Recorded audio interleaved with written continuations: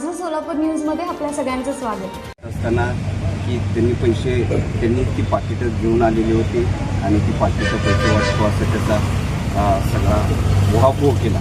निश्चितपणाने त्यांना त्यांचा पराभव समोर दिसत असल्यामुळं हे सगळं त्यांच्याकडे केलं जातं आहे. ठामपणे आम्ही सांगू शकतो, कारण की कार्यकर्त्यांची बैठक होती. कार्यकर्ते बैठक करत असताना ही बैठक एकतर उधळून लावली आणि त्याच्यामध्ये त्यांनी आणलेली पाकिटं सगळ्यांच्या समोर दाखवून पैसे वाटतो असं चुकीच्या पद्धतीने हे सगळं सांगितलेलं आहे.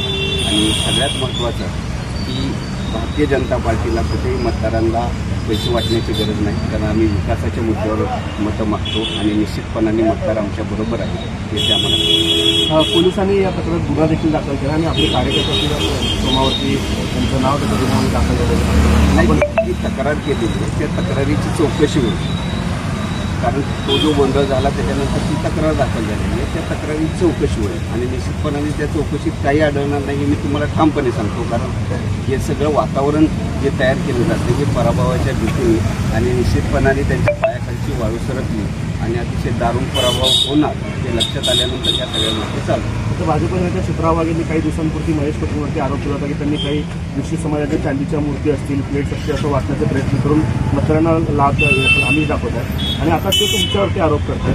केवळ आरोपांना प्रत्युत्तरासाठी सकारात्मक मी निश्चितपणाने सांगतो की तुम्ही शहर उत्तरमध्ये जाऊन बघा की चांदीच्या पत्र्याचे ते फोटो वाटले, देवीच्या सिक्के वाटण्याचे चांदीचे हे पूर्ण मतदारसंघात चालू आहे. पण आम्ही त्याच्याबद्दल कुठलीही तक्रार करत नाही किंवा हे करत नाही. पण याच्या उलटं म्हणजे उलटा चोर कोतवाल को डाटे अशा पद्धतीचं हे सगळं महेश पटेलचं चाललेलं आहे आणि अतिशय चुकीच्या पद्धतीने हे सगळं चालू आहे. निश्चित 23 तारखेला त्यांना त्यांचं या सगळ्याचं उत्तर मतपेटीतनं निश्चितपणाने मतदार देतील असं मला वाटतं. विरोधी पक्षाकडून शिक्षक कामाला लावले गेले असा देखील आरोप होतो. काय बिचारे शिक्षक आपल्या पोटासाठी करत आहेत. सर कॅमेरा लुक द्या.